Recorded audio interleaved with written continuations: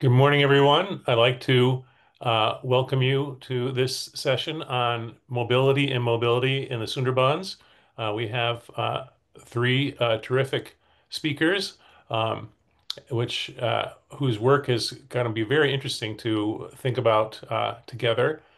I'd like to especially also welcome you to the whole symposium. The symposium brings together researchers and practitioners working at the intersections of climate change, migration, and urban resilience.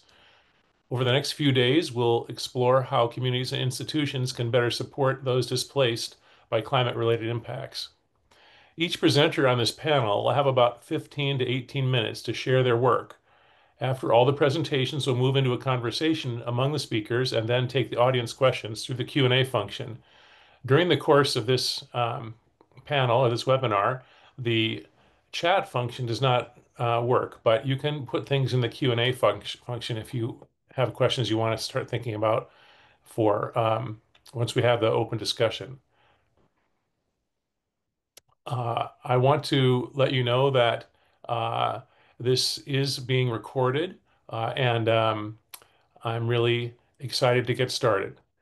Uh, our first speaker is uh, uh, Gurni Bhattacharjee from Calcutta, India. By the way, all of our speakers are speaking to us from India today. It's 5:30 in the afternoon for them. So we've got great connection. So it's wonderful to have this truly international conference happening, isn't it? Um, Gurney is currently pursuing a double master's in sociology from a university in Germany, Bielefeld, and also from Studorium University in Bologna in Italy. She researches climate-induced polycrises, labor migration, and mobility. Her presentation today emerges from her work tracing the living and working conditions of internal labor migrant workers from the Sundarbans in their destination cities. The title of her talk is Penning Down the Labor Migrant Workers' Realities in the Cities, Insights from the Indian Sundarbans. Gurney, go ahead and share your thinking with us. Thank you, Ellen, for the beautiful introduction. And today I'm going to share my screen now so that you can all see the presentation. And my talk, as Alan has beautifully described, penning down about the labor migrant workers' realities in the cities, and I pursue double master in sociology as mentioned. So without any further delay, I will quickly jump into my research work. So as you all have probably know, Sundarbans crosses borders between India and Bangladesh, as this map visualizes, and it's the world's largest mangrove forest. And it's also a Ramsar site and UNESCO World Heritage Site. And as you are seeing in the map, it's very riverine and estuarine coastal belts, which has unique biodiversity resources, as this images describe. And what we know about Sundarbans is visualized here. Like as I was mentioning about rich biodiversities, there are unique species and mostly known habitat of Royal Bengal tiger.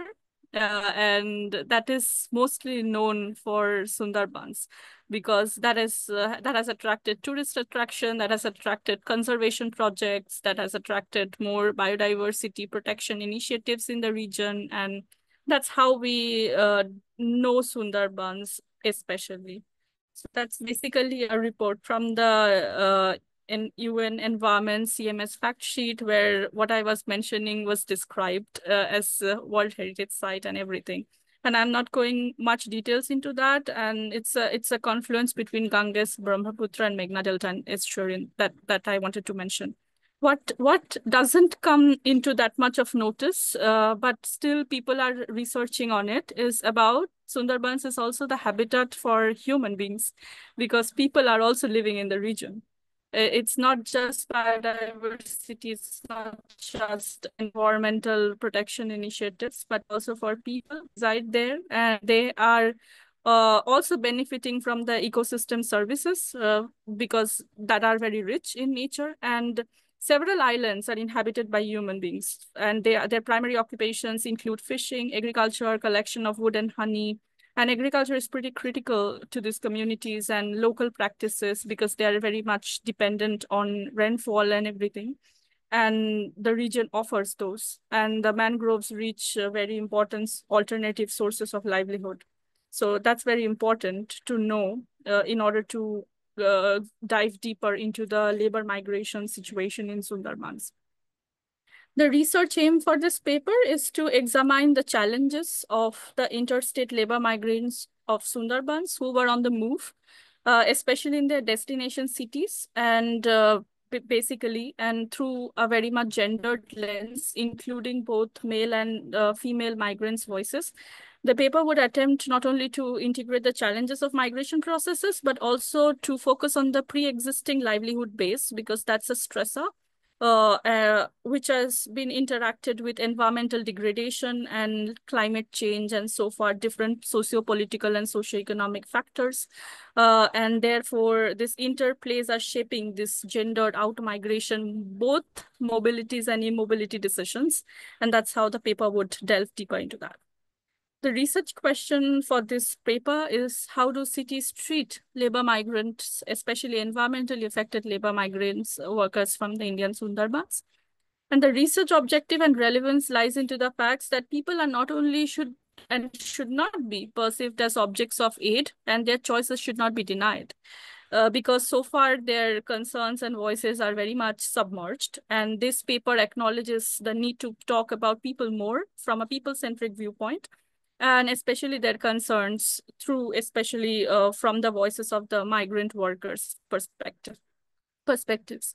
The reflections from the local is pretty unique because I chose Shonaga plot 6, which has not been researched so far in according to the academic research area. So it's very underexplored spatial site. And the paper provides an architecture to listen to individual experiences of climate vulnerabilities and labor migration concerns interlinked through intersectional approach, and their interpretation of crisis matters to the most at the core of this paper. I followed qualitative methodology at this point, and I did some content analysis from the documents, which are my secondary research materials, from visuals, academic reports, existing scholarships, etc., to get an initial overview. And then participant observation, informal, semi-structured, and walk-in interviews to gain in-depth analysis from the field experiences, data fresh from the field. And focus group interviews are also conducted. The dialect of the interview was in Bengali, in their native tongue, and that was transcribed to English later. The method was interpretivism to understand the fresh lived realities of the people, and coding is applied, thematic analysis is conducted, and the time frame is January 2025. The research ethics are maintained because consent has been taken and anonymity is maintained throughout, and individuals are given full time and their flexibilities because they are also working, and I didn't want to hamper their work because of taking time out of the interview. So we were discussing about the livelihood base, that's agriculture, including both land and marginal agricultural aspects as well, fishing, including local and deep sea fishing, ecotourism, natural resource collection from forest, local jobs, etc., etc. But what goes wrong in here is, okay, by the way, the gendered division of labor is very important because still now in Sundarbans, men go out mostly for work and women primarily stay, at least that I have observed in the study site where I have conducted my research. But as you are seeing in the middle picture, women are also accompanying their husbands in the local fishing, and these things of feminization of labor has also coming into practice nowadays. And also female migration is also taking place, but not that much. As we all know, that climate change has really impacted the region, from rise in salinity to sea level rise to whatnot, floods, cyclones each year, thriving in this region. And this is a picture captured by me during Amphan cyclone, which is one of the most recent very very intense cyclone that hit the region, and the flood water kind of gushes in, and the agricultural plot gets completely depleted due to the high salinity intrusion and the rise in sea level and land erosion. So their agricultural output is this, and this is kind of comes in as a from my respondents, that the loss was immense and there was no traces of their houses. The locals say that they rushed to the local schools to say they have put paper to protect their mud houses and everything was destroyed. They have lost their complete means of livelihood. And as you can see, these are somewhat conditions of local commutes after the cyclone.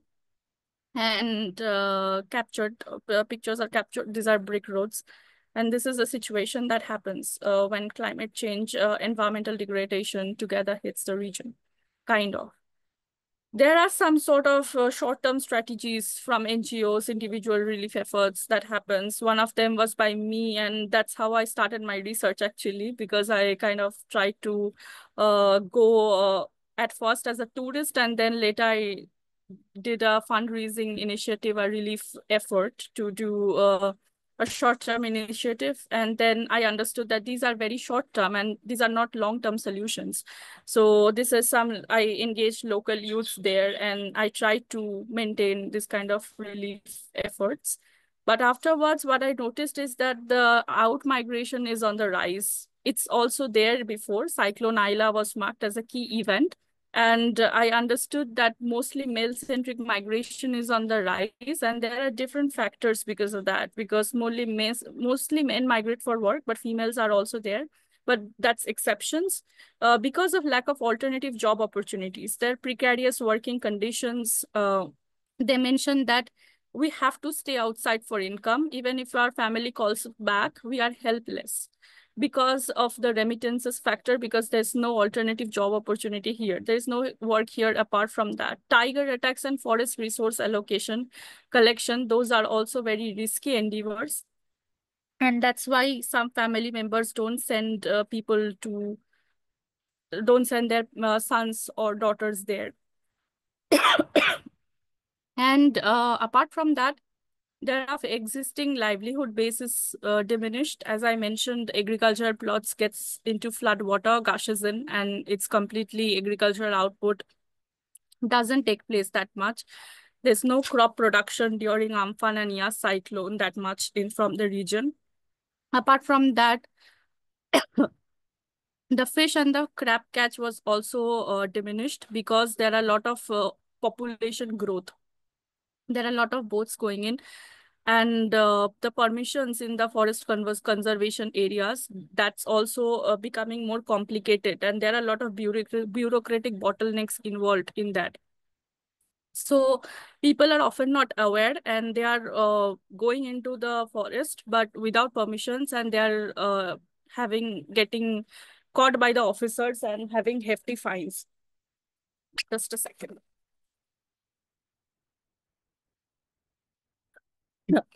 Ecotourism and deep sea fishing are seasonal, and they are also restricted in the post-cyclonic phases. And land grabbing and construction of hotels do not provide any alternative livelihood means, and therefore out-migration becomes a livelihood diversification mechanism. And this has started from Cyclone Aila itself, so much before, like in 2009, which is much beforehand. As I was mentioning this, same thing. And this is gendered, as I was mentioning, the seasonal interstate male-centric migration, and mostly from the youth. When they are moving out, they mostly find their job-related information from pre-existing networks like families or contractors or companies or agencies. Jobs are mostly construction workers, domestic help, especially if they are women, agricultural workers, like marginal agricultural workers in other states. Concerns in the destinations are lifestyle adjustment in the destination state, sickness, precarious living conditions, exploitations by the agencies regarding wages, insufficient earnings, language problems, missing their partners and children. So it also has not only economic costs, but like economic exploitations involved, but also non-economic emotional costs involved, because many people cried while they were giving the interviews. The contact with families are established due to telephonic and smartphone facilities available with their families. But what is the challenge there is that there's no subscription due to monetary issues involved, and there is lack of digital literacy because not everybody has a smartphone, and even if it is there, then they do not have the money to offer subscriptions. The gendered migration stories also involve the immobility stories and the concerns from the immobility aspects, because this means when the men moves out mostly, there are women-led households and they have to solely take care of the household core management and care work, especially for the elderly. There's emotional turmoil involved, missing their partners, dealing with local means of adaptation because they are equally and disproportionately affected by the climate change and the environmental disasters, especially after Amphan and Yas cyclone. And finding local alternative job opportunities are also difficult for them because of the skill sets of the human capital, and while their husband's income is also insufficient in the destination, and labor exploitation such as wage trafficking, etc., are also happening in the region and in the site. And COVID-19 has disproportionately impacted labor migrants, and there are several barriers to reverse migrate because of the extensive lockdown that was suddenly imposed by the government of India. There was affordability issues to attend flight tickets, insufficient earnings, and travel restrictions, no available work in the destination or transports. These things happened because there were interstate migrants, and India is a big country. It requires time to travel back to from the destination to their point of origin. And they were feeling trapped in the destination. The ability to reverse migrate, they could not. Sometimes they have to take loans or book buses illegally. Things like this happened, and there were lack of awareness regarding checkup centers where they are from in Goshabak. They were scolded by checkers. There were fear of spread the virus, etc., etc., as we have noticed in the labor migration phase in the Sundarbans. There were also this female-centric viewpoint that reverse migration also happened because Amphan cyclone together hit during the COVID-19 lockdown, and they had to reverse migrate to the destination region for work because there were no alternative sustenance or means of livelihood available in the region. And that came from one of my respondents. So basically, this is the labor migration situation concerns that I wanted to communicate here. And so thank you for your attention. And my references are from here. Some pictures are taken by the community relief workers with whom I have worked during my field work. So I have tried to give them a credit here. And yes, so any food for thoughts and any scopes for improvement, I'm looking forward to that. And this is a work in progress of a paper, so it would be very enriching for me to learn from you all. Thank you so much, and sending lots of greetings from India.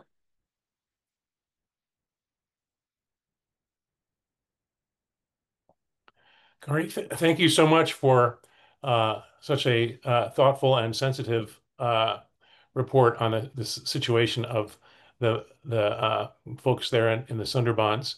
Uh, our our next speaker is they have the same last name. That it's a common Bengali name, but they have barely met each other. And this panel, all three of these researchers are meeting really for the first time, and so it's a wonderful opportunity for us to hear their work and for them to connect with each other. Our next speaker is Mitratika Bhattacharya, and she's a doctoral researcher in sociology at the University of Bristol. She undertakes feminist participatory research at the intersection of environmental injustice, gender discrimination, and cross-border mobilities. Her focus is Bangladeshi women from Satrakhira, it's a district, the Satrakhira district to the Indian Sundarbans, and further movement to the cities in response to environmental stressors. Her title is Sticking By: Everydayness of Responding to Environmental Stressors by the Women of Sundarban Across Borders. So thank you very much for your talk, and please proceed.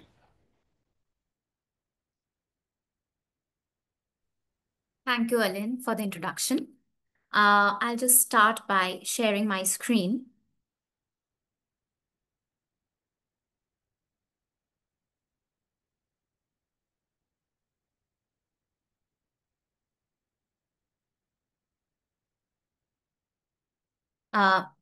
So I'll start with a quotation that I found during my 10-month-long fieldwork in the Sundarban region. And this was said by a 29-year-old woman from Shatkhira district in Bangladesh who moved to the Indian Sundarban in the last 5 years. She said, I left after Ayla and haven't been able to visit my family since then. Now, as Ghurni already pointed out, that the cyclone Ayla was a devastating cyclone which took place in the year 2009. And its impacts were such that it has become a marker of time for the women. So they use it to describe whether they have moved before or after Ayla, for instance. And this is not a dissociated incident, but it was a recurring narrative that kept coming up during my fieldwork and made me reflect on the perceptions of the women regarding looking at mobilities as adaptation.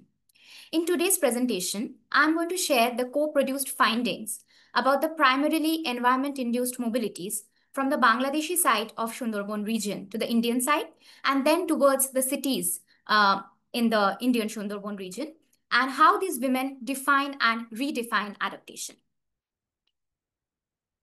So I conducted my fieldwork in 2 villages of the Indian side of Sundarban region. As Guni described, it is the largest mangrove forest in the world, and it is particularly susceptible to environmental stressors. The village that you can see on the left is Goran Bosch village. It is named after a mangrove tree, Goran, and the river that you can see on the left is the mighty Matla River. The second village on the right-hand side is the Jharkhali village. Now, if I literally translate it, it would mean a place with frequent storms. So I think the name themselves define what these places are like. And it is the entry point of the Sundarban Tiger Reserve. It is a very popular tourist destination. But the area where I conducted my fieldwork is quite away from the tourist traps, and it is in the interior parts of the villages. And the river you see here in the right-hand side of the picture is the Biddadhori River. When it comes to methodology, I'll just briefly touch upon the methods. So I used feminist participatory research framework, and I used methods like storytelling, participatory workshops, and hazard ranking. So when I say storytelling, I just mean like sitting with the women in their houses and hearing their stories of migration. So starting right from moving from Bangladesh to India, and then from moving to the cities, whether their family members have moved or they have moved and what the situation have been like for them. The participatory workshops, these I used to conduct. So I used to work with the NGO, Goran Bosch Gram Bikash Kendro, and they have been working in these villages for the past 3 decades. So I conducted the participatory workshops in one of the like employment training opportunities that the NGO provides. So the women had come over for the employment training opportunity, and I conducted an adda, which is basically a Bengali word for an informal discussion, which is like marked by sociality and just casual conversations in the evening. So we did that, and during those participatory workshops, the women ranked the hazards in accordance of the severity, which is something which I'm going to discuss in the next slide. And just briefly on the participants, so all of them were Bangladeshi women, and they, like Guni also mentioned before, that there are this networking which play a big role both within India and outside India and Bangladesh as well. So they move from the same district, that is the Shatkhira district in Bangladesh, and they have irregularly immigrated, which is another important point to note, that all of their immigrations are irregular, which increases the vulnerabilities and the challenges faced by them. To the Indian Sundarban region in the last 10 years, as early as 6 months before. So I went to the field in 2023. And again, I'm back to the field again for reporting to the communities. So this I'm talking about from 2023. And they're aged between 18 to 55 years, both married and unmarried.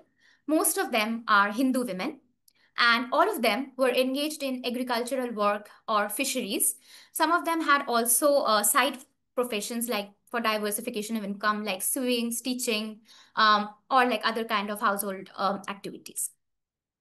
Now, this is the hazard ranking that I was talking about, which I conducted during the participatory workshops. And it is a very simple ranking method. So as you can see, the red ones are those which are the most calamitous according to the women, and which are floods and cyclones. So the women argue that the floods and cyclones are equally calamitous for them. Then sea level rise and irregular rainfall, they ranked as a little less disastrous, followed by drought. Now, one interesting thing that all of the women pointed out is that it is much more difficult to quantify and understand the impacts of the slow onset stressors. So it is not that drought doesn't cause any long-term impact, and they are aware of the long-term impacts. They hear about the long-term impacts from their grandfathers or grandmothers, but it is much more difficult to visualize or quantify those impacts.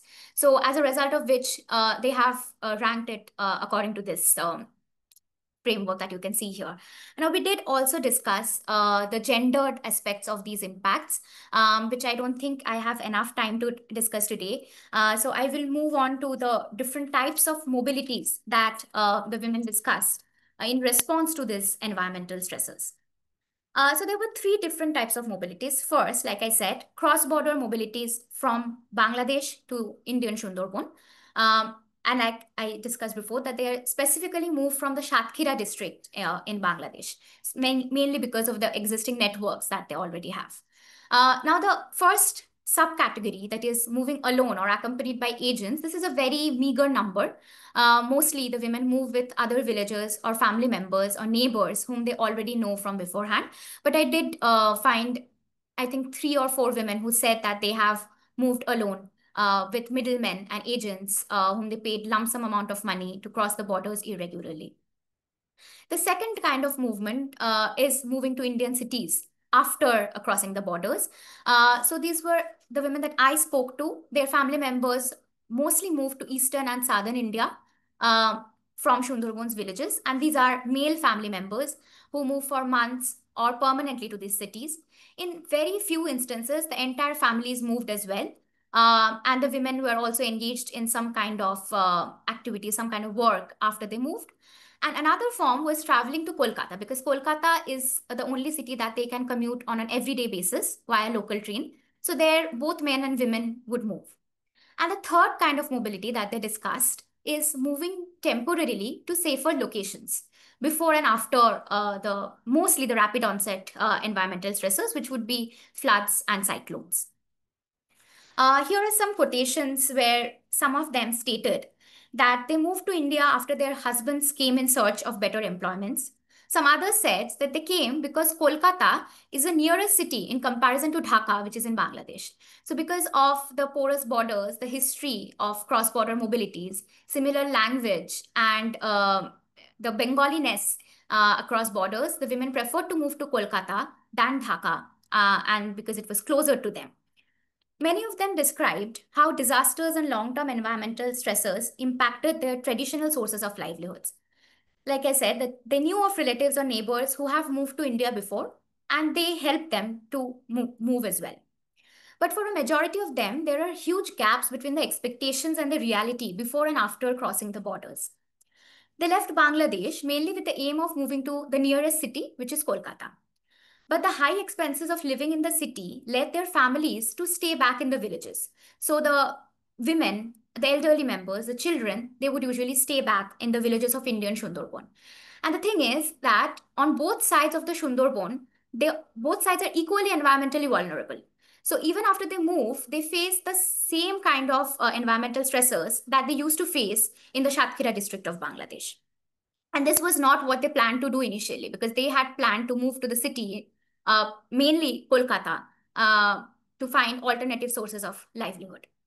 Moreover, moving irregularly means that visiting families or returning to Bangladesh was almost impossible for them, particularly because of the stringent border policies in the recent years.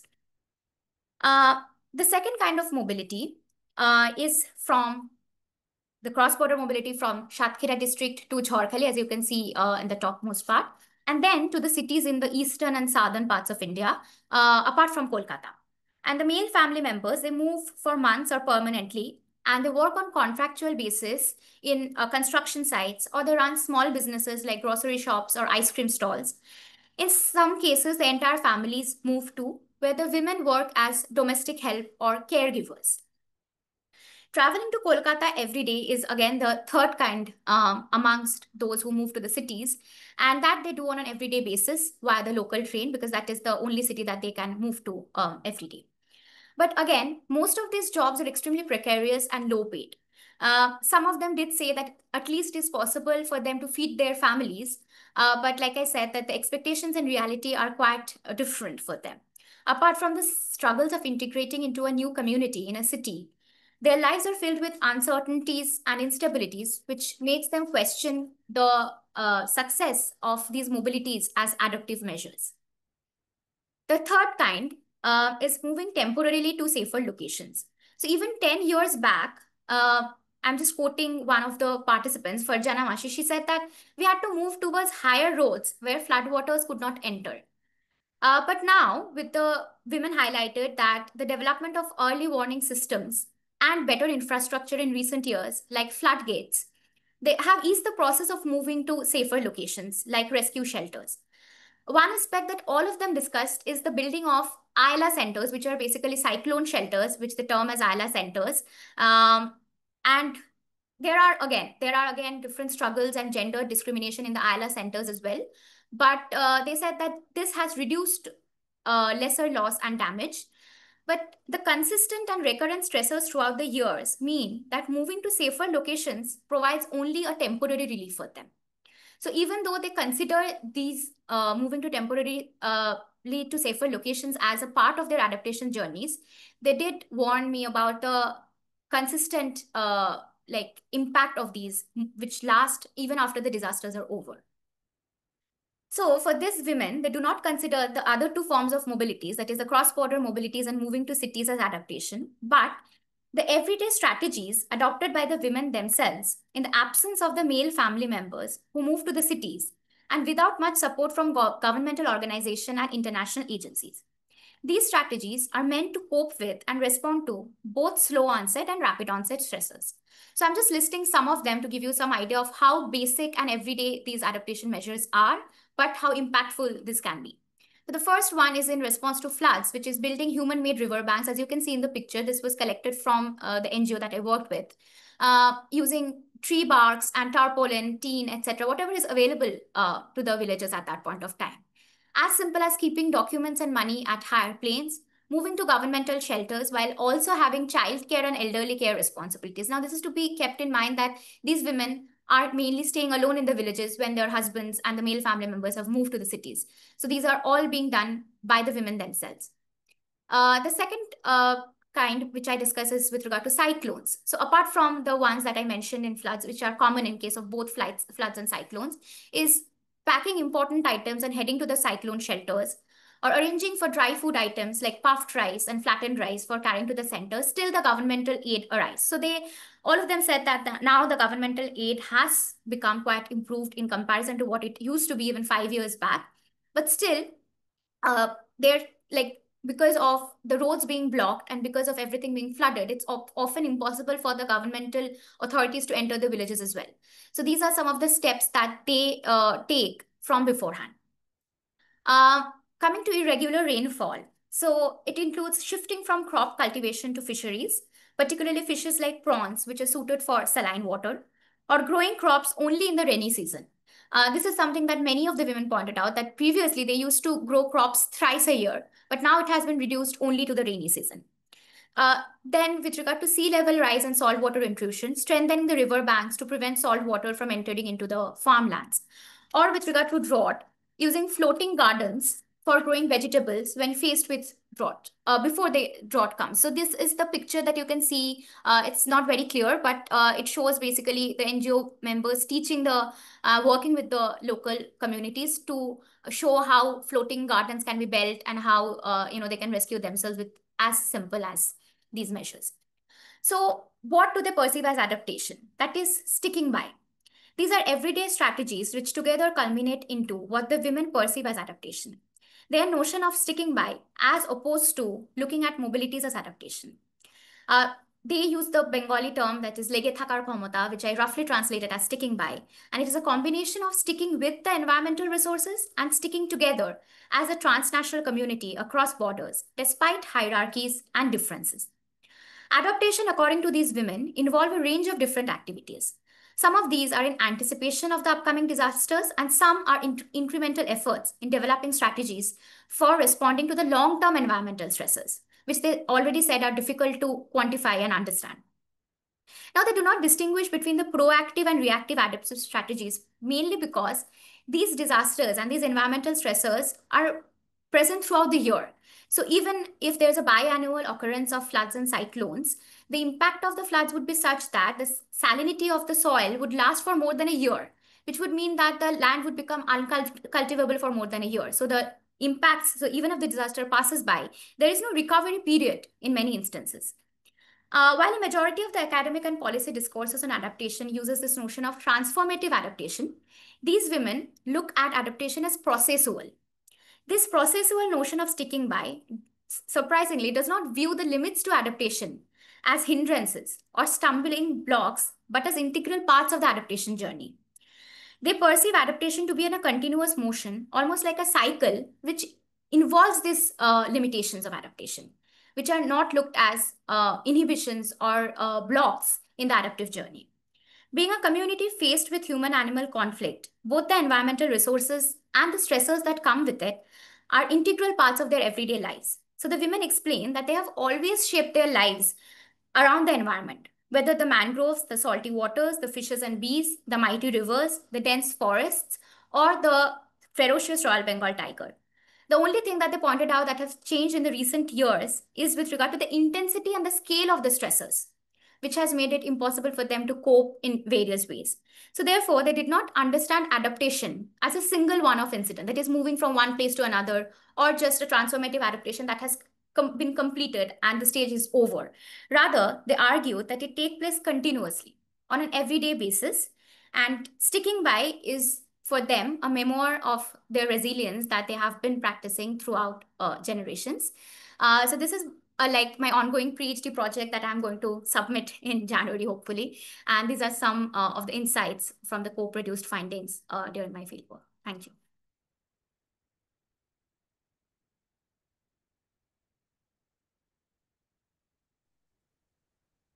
That's a terrific paper, and it really develops so well with the paper we just heard. So I'm looking forward to our third paper.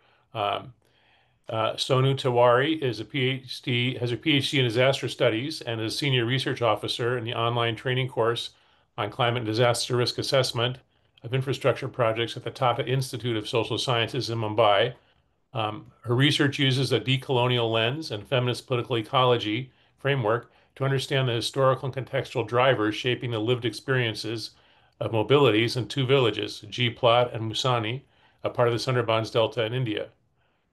Her presentation that we're about to hear is titled Reading Gender in Climate Change and Immobilities Through a Decolonial Lens, a case of Sundarbans, Delta, India.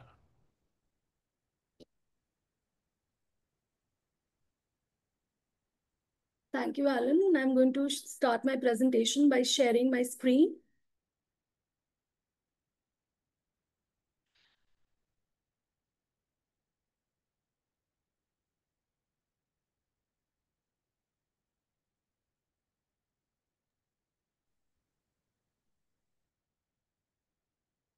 I hope my screen is visible now.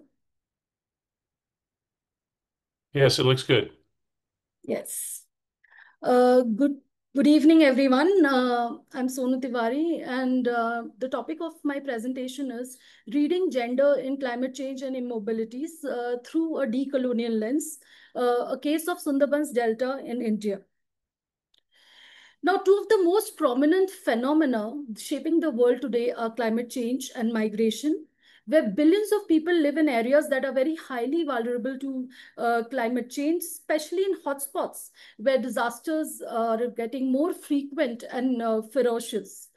The most affected are often the poor people whose livelihoods are dependent on natural resources like agriculture, forestry, and water.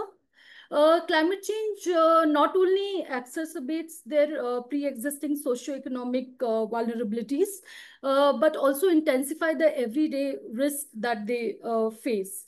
And these pressures are expected to induce a complex pattern of human mobilities in the form of temporary and permanent migration, displacement, and also relocation in the villages in which I have studied, potentially on a very unprecedented scale.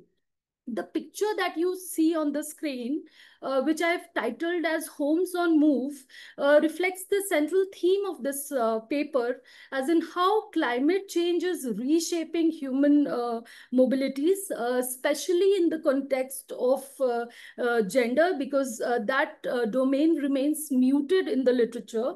And this research specifically interrogates the intersection between gender, climate change, and immobilities, and that becomes the foundation of the paper that I'm going to discuss today. The literature for this paper was reviewed in the context of the overarching themes of forced migration studies, disaster studies, and I also looked into the literature on Sundarbans, specifically tried to intersect it with the literature that is available in the context of disaster, in the context of gender, which is in itself a very huge domain of work. So since the focus of this presentation is not on the literature review, I'm skipping this slide.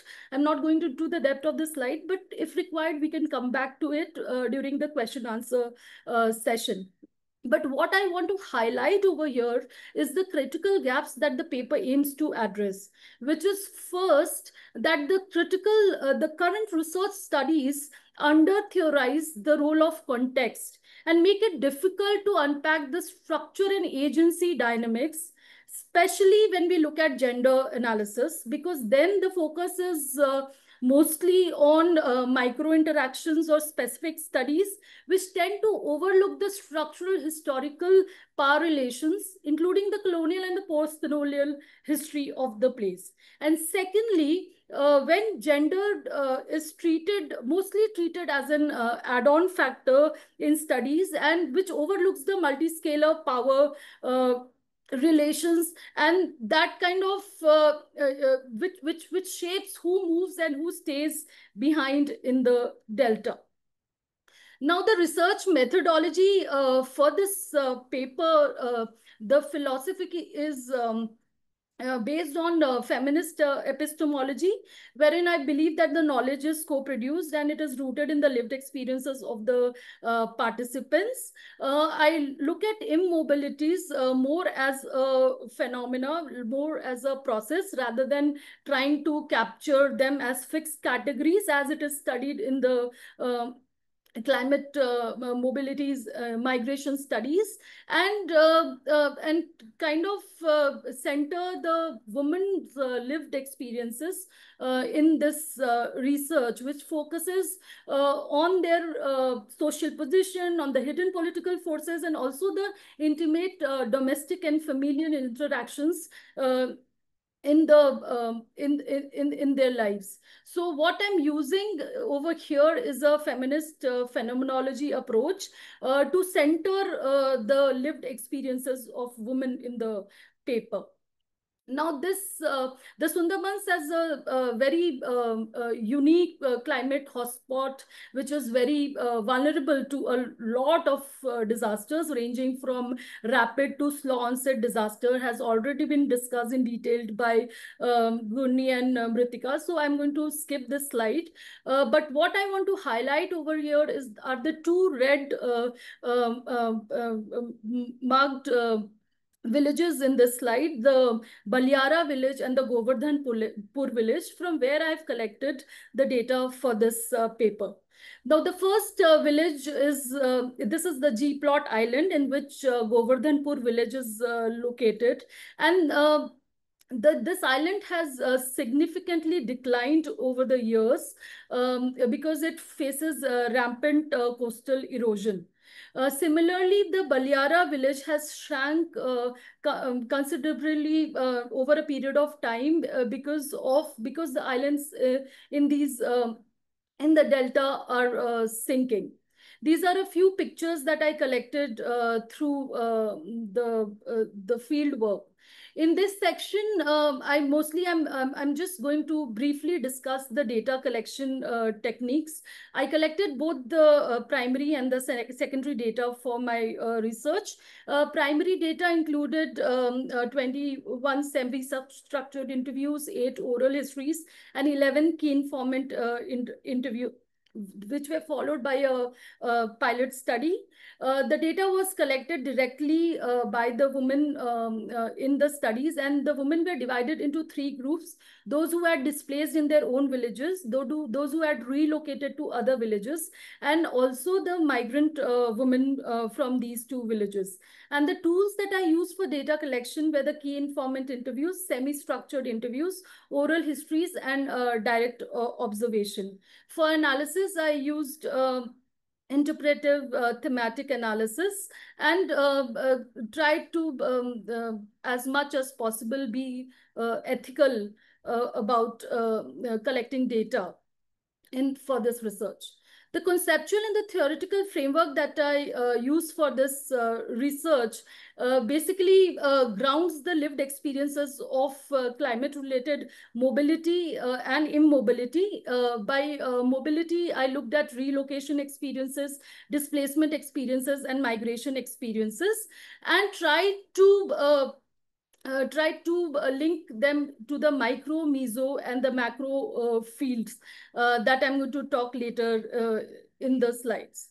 So I use the feminist political ecology framework to understand the everyday and the embodied lived experiences of the participants. And the climate immobilities approach kind of broadened this focus to include the concept of immobilities, which means that mobility and immobility should be looked at as an intertwined co-production, which entails into mobility for some and immobility for others. And the merging of these 2 theoretical space offered a space to look at mobility and immobility as mutually constitutive, which is embedded in the social process of migration, which also recognizes the situated struggles of both the migrant and those who are staying back, often performing a lot of labor work to sustain their homes and lives in the fluid villages. So in this section, I kind of trace the historical roots of ecological degradation and climate mobilities. I'll start with this phrase, Kothai Jabo, where will we go? The question that kind of surfaces in almost all the conversations on immobilities and kind of shapes the context for this section. In this section, I mostly relied on the secondary data and used a decolonial lens to trace how forest, water, and the land were transformed, both to settle marginalized populations and also to generate profit for colonial expansion. As Tapanda, one of the key informant, said that this has happened 3 times in the history already. We are the 4th people who have settled in Sundarbans. This indicate that although Sundarbans always constituted a very harsh terrain to live in and posed severe environmental challenges, history indicates the presence of small, transient, and self-sustaining settlement from various caste and racial backgrounds who cultivated the land and also kind of adapted to its way of living for, kind of, despite the ongoing threats to the survival, they kind of came and settled over here. Also, the historical record, they show that there was a dual colonial strategy where the wetlands of Sundarbans were promoted as a grand reservoir of rice, but at the same time, the forests were declared as uninhabitable and exploited. And many of my research participants said that their ancestors had migrated from the Mednipur district, which is an adjoining district of Sundarbans. And they shared that it was during the clearing of the villages that they had shifted to Sundarbans and settled here. Now, the thing is that the transformation of this tidal forest created a very growing land market and a colonial resource frontier in the 18th and the 19th century, where a lot of massive labor migration took place from the neighboring districts of Sundarbans.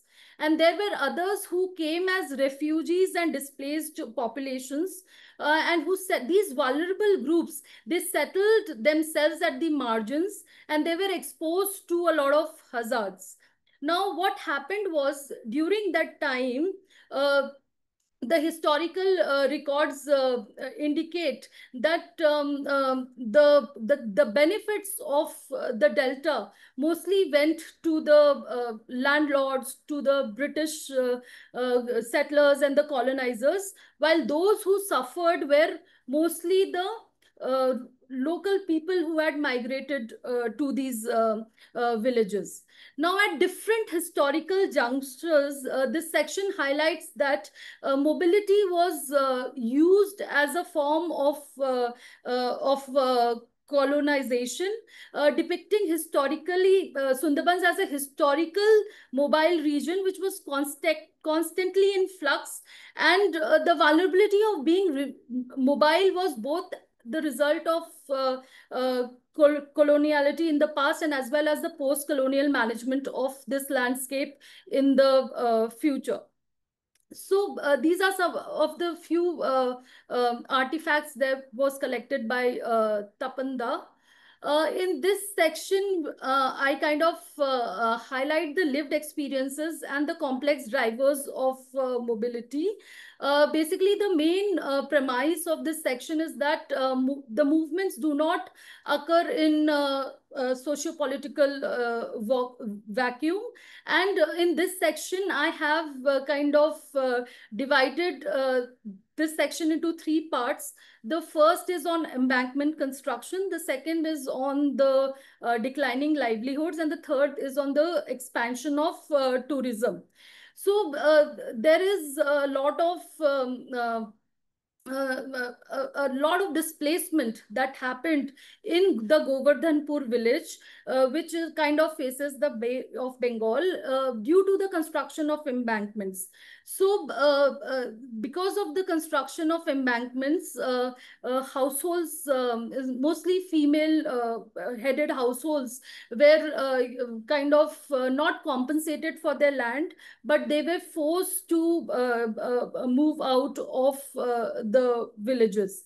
Secondly, as discussed by Gurni, the dwindling livelihood, which is also linked to low agricultural productivity and the increase in salinity, has led to a lot of increase in circular migration of both, mostly of men, but also of women to the cities. And there has been a shift from forest-based livelihoods, which is fishing, collecting honey and other resources, to migration because of the exclusionary conservation practices of the forest department officials, who kind of refuse to recognize the rights of the local people because of their non-indigenous identities, that which I was discussing in the earlier slides, that most of them are migrants from the neighboring districts of Sundarbans. And thirdly, the women are mostly impacted because all the small scale fisheries in which they are engaged, mostly in the form of prawn seed cultivation or drying fishes or sorting catches, they are affected due to the reduced fish catch and the fishing restrictions that have also reduced their capability to kind of pursue those livelihoods. Thirdly, despite ecotourism being hailed as a win-win solution for the Delta, women's narratives kind of challenge this notion, and they link ecological degradation to the construction of resorts, and reveal that there is an unequal distribution of benefits to the landowners than to the landless people. And the labor work in the lodges which is available is it's seasonal, irregular, and they do not provide sustainable wage incomes to the families. In this section, I kind of highlight the relentless struggles of women, which encompass both the physical and the emotional negotiations of caregiving, and also kind of surviving in a delta which is very precarious. Living is kind of very precarious, and they are constantly impacted by disasters.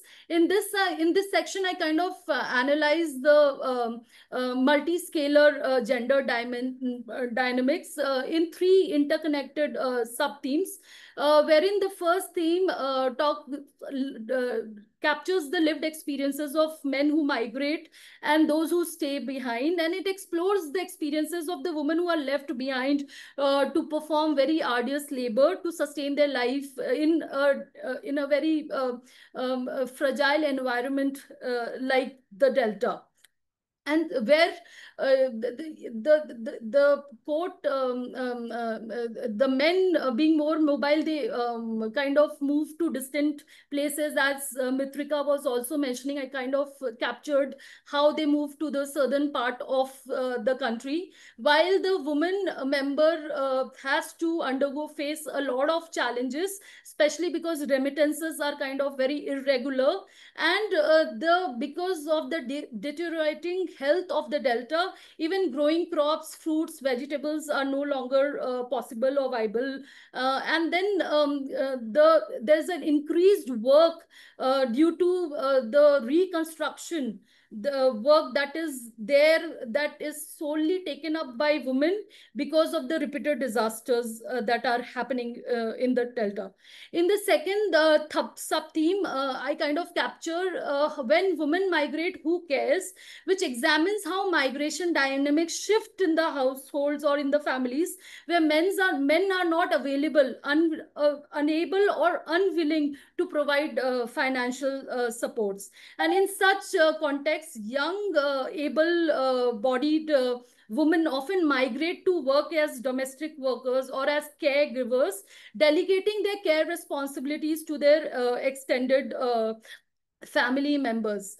The theme, when no one migrates, how they survive, highlights the dilemma of households when no one in the family is being able to migrate because of the many factors, and without the male's ability to work and the woman's inability to go out of the city, to go to the city to work, there is a dual burden of full-time labor and caregiving on the woman. If I may take a minute or two to finish this, or we can, kind of, yes. Yes, take another minute if you Yeah, like. Or yeah. oh. So in this section, I kind of discuss the micro mobilities that happened in the Delta, which are a very substantial part of the everyday life in the form of displacement and relocation, wherein local people refer to those who have been, relocated or displaced as udbastu hoye gache, one without a homestead, and mostly people who have greater purchasing power. They buy land outside their villages, while the poorest of the family households who are landless and mostly engaged in the fishing related activities stay in these coastal villages, and they kind of, purchase, make deal with the landowners in a way who have relocated elsewhere to with a very petty amount of money, and they kind of perch on to the edge of the land for survival.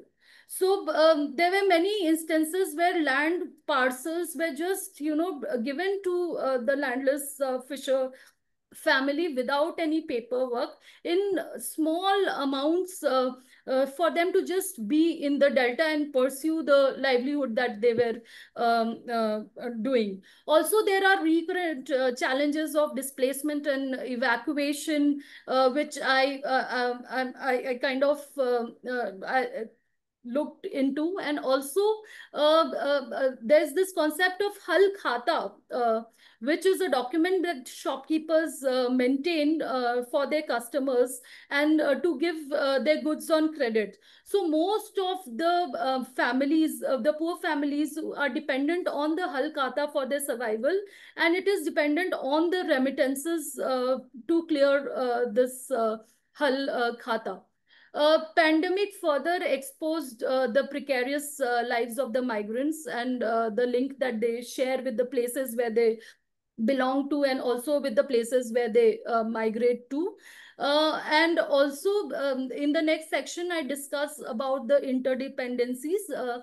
Basically, I talk about the relationships that are very critical in the form of informal friendships, acquaintances, and bonding that they share as SHG groups.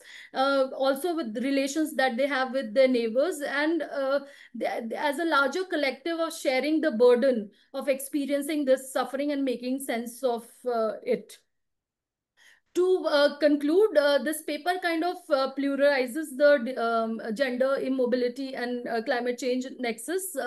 And also, it kind of situates gender immobilities beyond the confines of environmental determinism, and kind of grounds it into the local context, wherein I argue that the invocations of category like climate refugees or climate migrants, they act as devices of dehumanization by oversimplifying the reasons why people move and stay behind.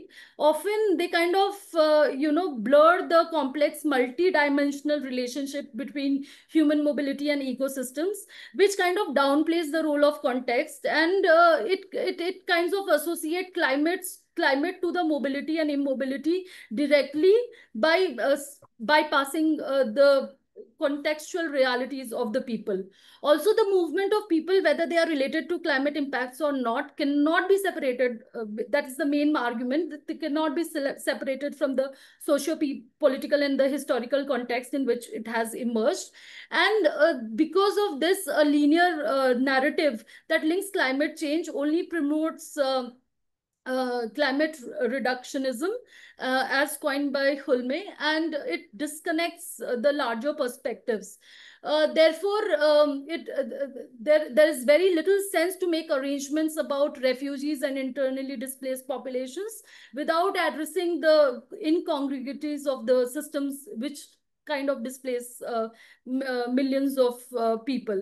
Secondly, the paper also adds to the understanding of gendered immobilities as relational, dynamic, and very agent-centric, in which mobilities are a part of larger multi-scalar dynamics. And this kind of highlights the constancy of the women's work along the productive and the reproductive continuum, which kind of shows that how domestic labor underpins capitalist value generations, and especially in climate sensitive geographies which are marked by male out migration, women stay behind and they shoulder the added responsibility of care, recovery, and also providing for ecologically navigating this fragile area. So such labor, I think, is unrecognized, and it is very central to community adaptation. Thus, the ecological crisis kind of spills into an unpaid care economics, which deepens, the kind of crisis where the cost of climate crisis is systematically transferred onto the woman.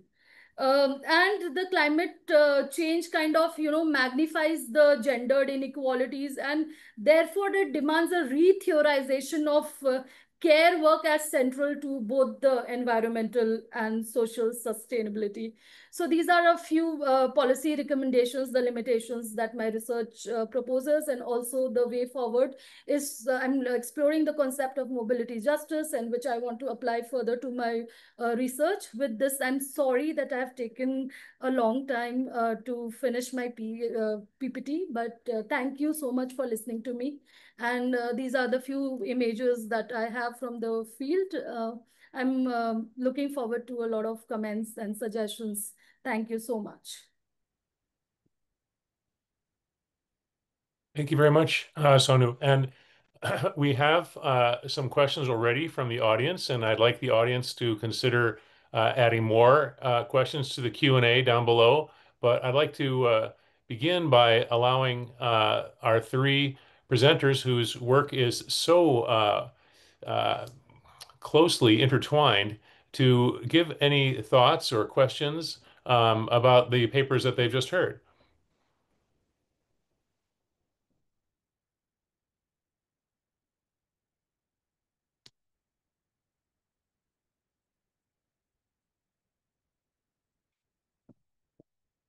Well, I might begin uh, with a question.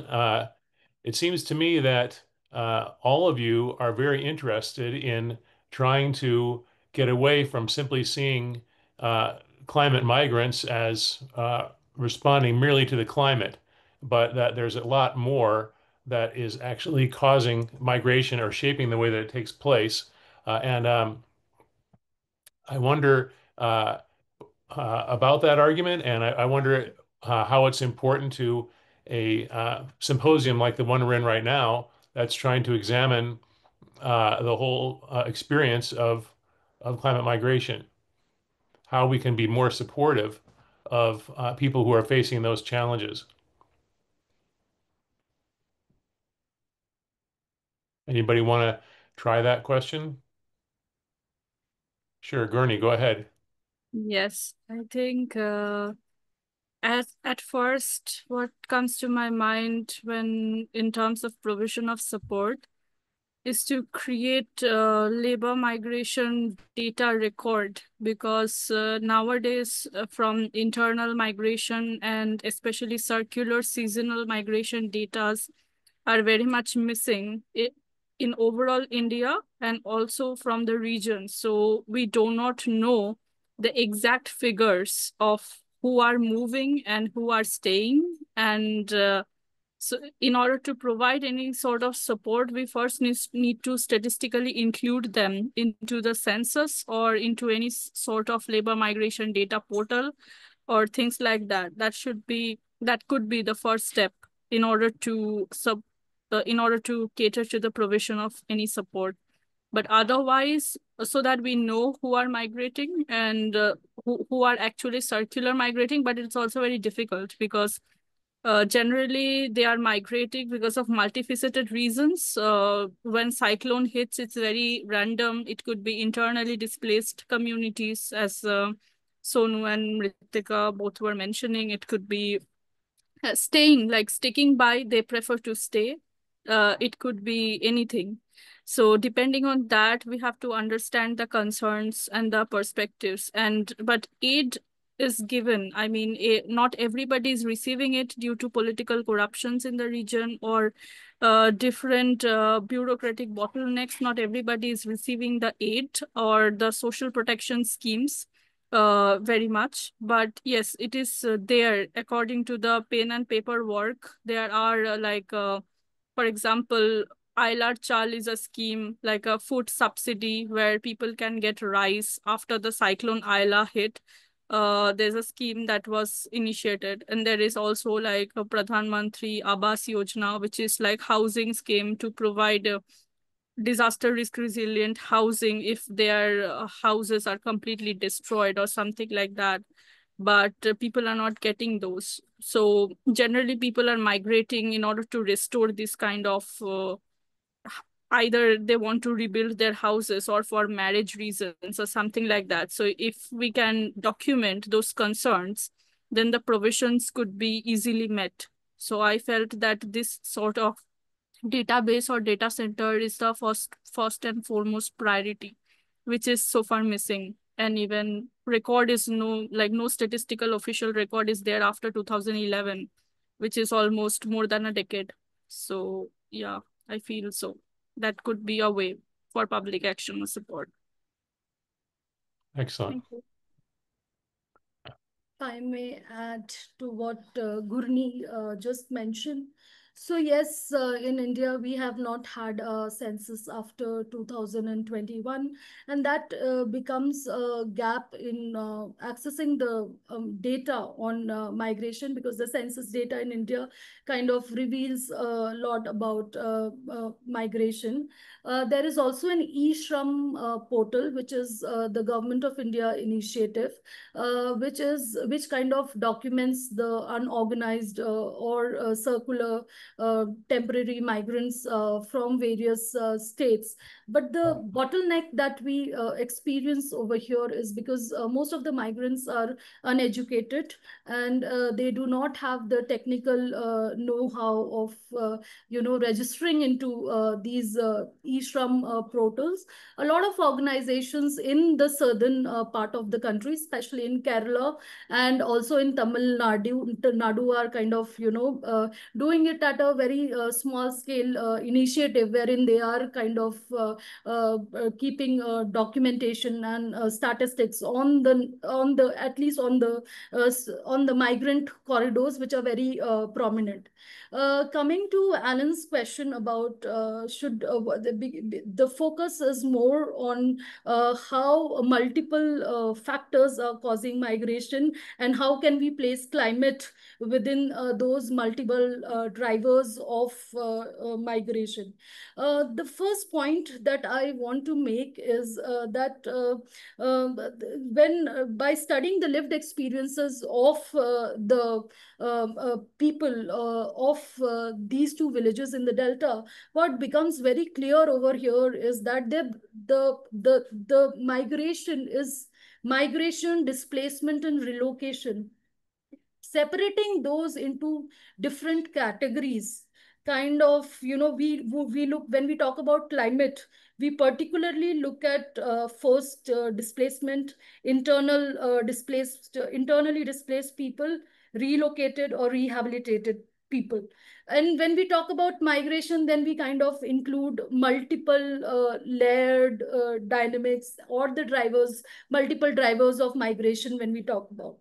But these realities are very blurred in the field. So you can't kind of distinguish a climate migrant from a climate displacement, especially in the context of Sundarbans, where families are experiencing all these three phenomena simultaneously. Secondly, when we look at, I'll give you a small example. So we have a policy of Indira Awas Yojana, in which the government gives lump sum amount for the construction of houses to the people who have lost, or who have fully whose houses have been fully damaged during a major national disaster.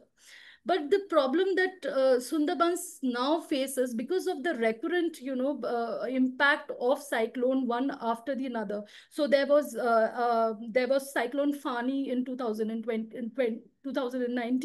There was Amphan in 2020. There was Yas in 2021. Then there was cyclone Dana. All these cyclones kind of, repeatedly impact these villages. I'll give you a small story about a family that I visited in Baliara village, and they got the amount that they were supposed to, and these amounts are given in their installments, that they have to finish a certain portion of their house, and then the second installment gets credited to them, and it is like that. So they got the installment, but and they had purchased all the materials, all the construction materials that were kept in the house for the construction of the new house. Just then cyclone Yas happened, and all the materials got washed away. Now again, the government is not going to give them the funding again for construction of house. So the climate is kind of impacting in that way, that it is a threat multiplier. Already the political ecology of the place is such that there is a lot of corruption that is involved in embankments, construction of embankments, which involves a lot of there's this irrigation department that is responsible for constructing and maintaining the embankment. And we have a rehabilitation law in our country, which says that which kind of gives a lot of rights to the people whose lands are being acquired. But these kind of laws do not apply for people who are impacted by coastal erosion, which is kind of now developing. So there are a lot of gaps that are there in the understanding of this whole issue. And climate, yes, indeed, it is acting as a threat multiplier. Also, when we talk about tourism, there is a lot of expansion of tourism in the sense that the tourist lodges are kind of constructing on the river front. There is a coastal regulation zone which kind of prohibits that, but still these things kind of come up, and they are not basically, whose rights are we talking about? Are we talking about the rights of the local people who are living there, or the kind of people who come and benefit? Because there is a lot of benefit from the delta that we are getting as environmentalists, as conservation specialists, as tourism owners, as makers of embankments. But are those benefits reaching to the local people is what we should be concerned about. Thank you. Mhm. Ritika, did you want to say something? Yes, I would just like to respond to the first half of your question, which is about conceptualizing the mobilities and their relationship with environment. So one of the interesting things that I faced right when I went into the field is, like I said, the first kind of mobility that I looked into is moving cross-border mobility from Bangladesh to the Indian Sundarban. And initially, I used to ask the women that, let's say, why did you move? That would be the initial question. And none of the women said that they moved because of the environment. So their response would be that we moved to feed our families. What else could we do? So the primacy of feeding their families was something that took foreground. And over the next few months, so like I said, I have been conducting the field work for 10 months, and I have been speaking to the same women time and again. So when I later clarified that, why didn't you mention environment at all? Because when we delved into the deeper discussions, you did talk about so many environmental impacts. And they said that environment is such an integral part of their lives and livelihoods. And it's such an integral part of the culture and who they are, of their being, that it is almost like relegated to the background. So it is not, like I said, it is both a stressor and a resource for them. So when talking about environment, they do not always perceive environmental stressors to be simply stressors, but also as possibilities of turning them into resources. And like I said, that they have been living in the same place which has always faced susceptible environmental stressors. So climate change has exacerbated those stressors, but the stressors have been there for since they have settled in that region. So I think this is something that is worthy of noting, that when it comes to the self-perceptions of the women, they often do not directly, the first response to why they move is feeding their families, or because Kolkata is closer than Dhaka. That is, they want to move to a city for diversification of income. And environment often takes a backseat. But when we discussed more, and when we talked more about the basic impacts of those in their everyday lives, that's when the women started talking about the dependence on environmental resources, as a result of which their lives and livelihoods are impacted by the stresses. So this is something that I just wanted to bring about, which I faced initially when I went into the field. I think one of the questions from the audience is perhaps a good follow-up. And this question points out that these climate stressors are just going to increase, at least the ones related to climate change that you guys have been describing. And the numbers of people who are going to have to move, who or are likely to move, is also going to increase, of course. Um, so, what are the main priorities for public action in regard to what's coming?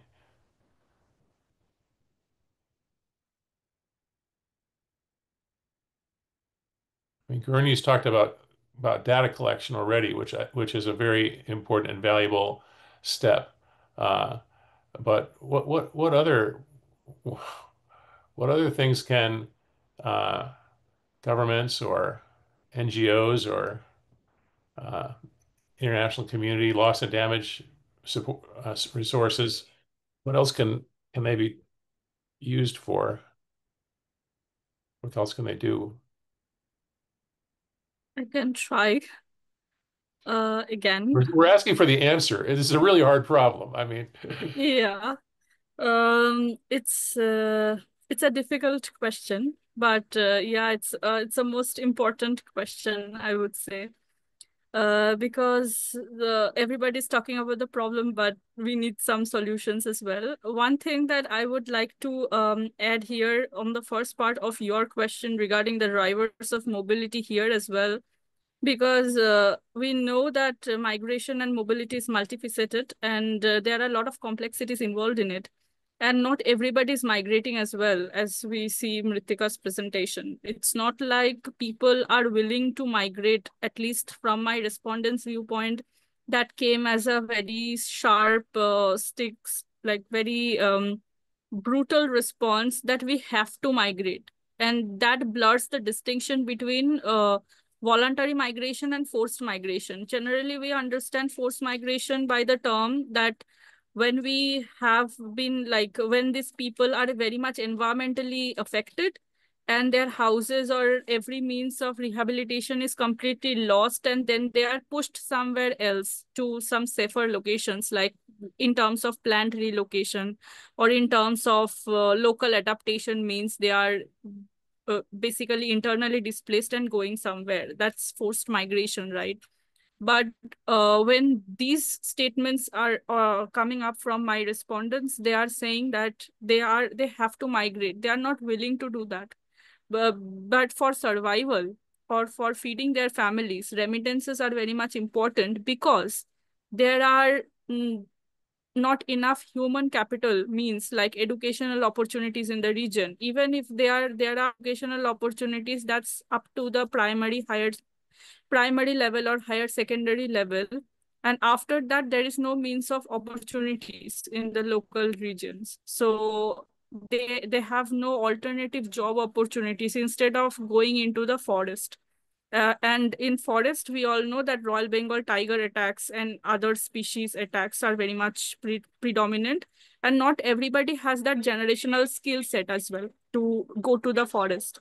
So therefore, these are really impacting their livelihood base, because agriculture is impacted by the climate change and the environmental degradation because of the salinity intrusion from the flood.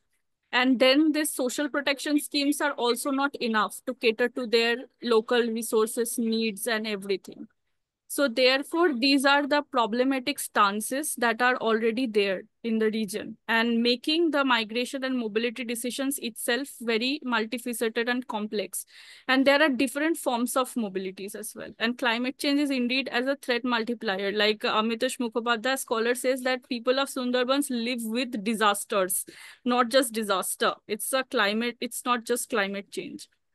And in terms of public action, I think youth involvement is very much needed. When I went there, I talked almost to the children, like school children and youth, like how they interpret their crisis.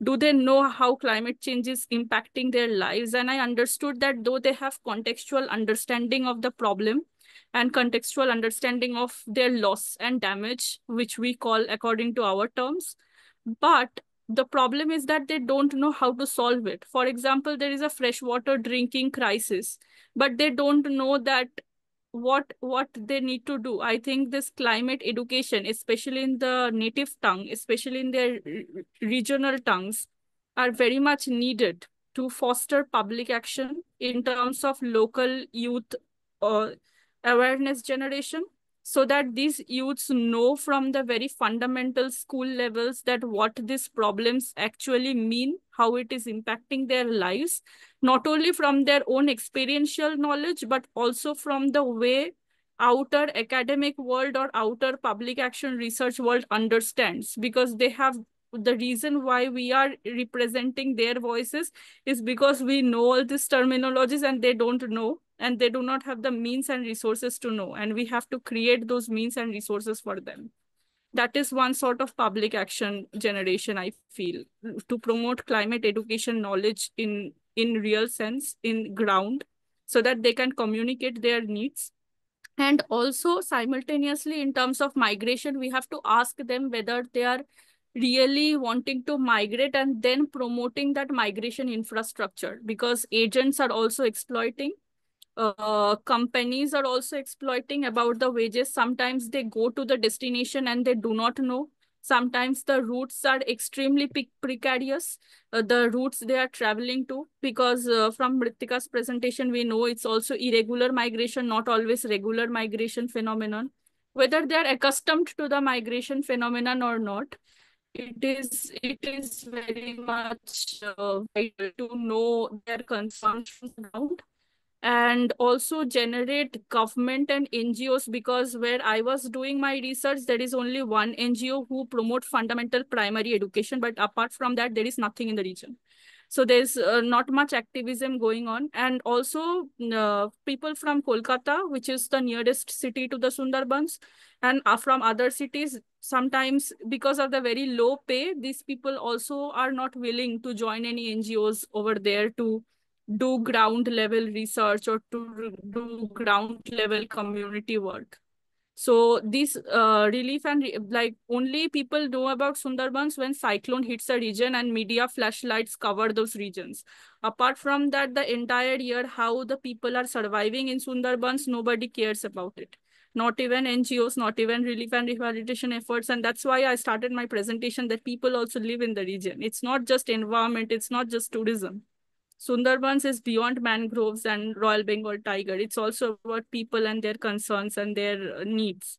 And that is not effectively communicated so far in the years. Like Cyclone Ayla hit in 2009, but now we are sitting in 2025. So we have to think beyond from the people-centric approach, I feel. And that's how public action could be generated. Thank you very much. Yeah.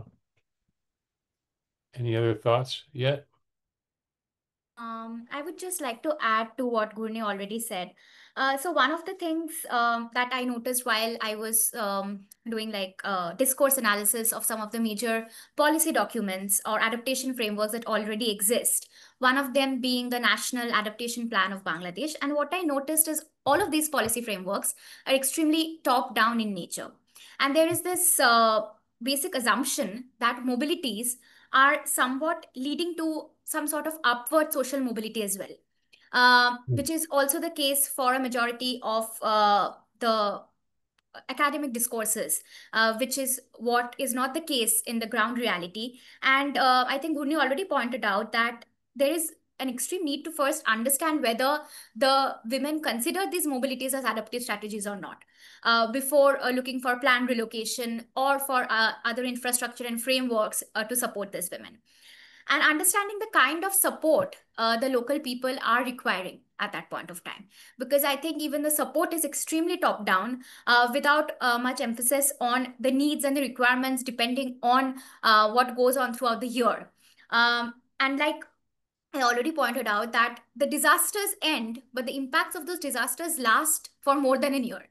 So it's not only about disaster support or foreign aids or support from international agencies, which are mainly monetary, or some sort of food and shelter at that point of time. There needs to be something that is much more long lasting in that context. And in my research, and I think Sonu pointed it out right at the beginning of her presentation, that context is extremely important when we understand any kind of relation between environment and mobilities. And in the context of my research, at least, most of these women did not consider the mobilities to be adaptive measures. Rather, they thought that sticking by with the stressors and developing the everyday coping strategies what would contribute to adaptation, which is not something the top-down policy frameworks or the governmental organizations would understand adaptation to be. I think that is where the huge gap lies. And starting with understanding the perspectives of those who move and how they perceive these mobilities, what they define as adaptation, is could be the starting point of public action, I think. And one of the examples that I just wanted to give is that, like I said, when I was doing the participatory workshops, I did it when the NGO was performing an employment training session.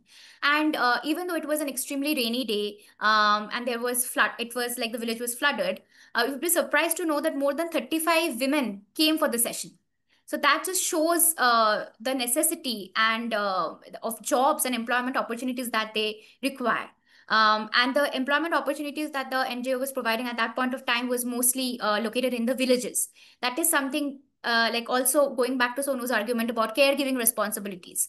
That is something that the women would prefer. So this could be like one of the public action measures where, you know, you talk to the people who are moving and understand what their requirements and necessities are, how they perceive these mobilities, what is adaptation according to them, rather than imposing a framework or something that is widely accepted and applicable throughout the world. I think context is something that is most important when considering public action in all parts of the world, whether it be Sundarban or any other environmentally vulnerable region.